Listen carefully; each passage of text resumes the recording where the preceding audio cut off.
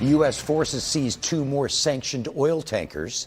This all comes as lawmakers question what the Trump administration has planned for Venezuela and its oil.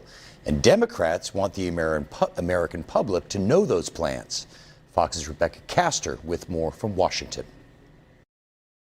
Elite U.S. Navy SEALs board and quickly take control of a sanctioned oil tanker early Wednesday morning, a ship the U.S. Coast Guard chased for more than 2 weeks from the Caribbean to the North Atlantic.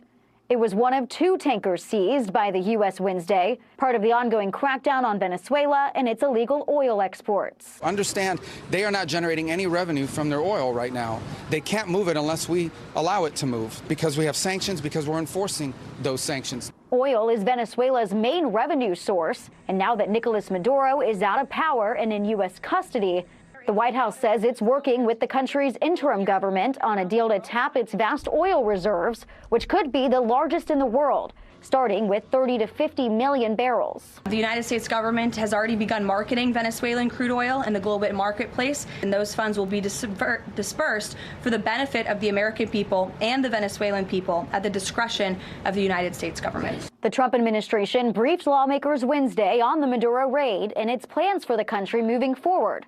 Now, Democrats are calling for public hearings so Americans can hear those plans as well. People are just saying, what the hell is going on?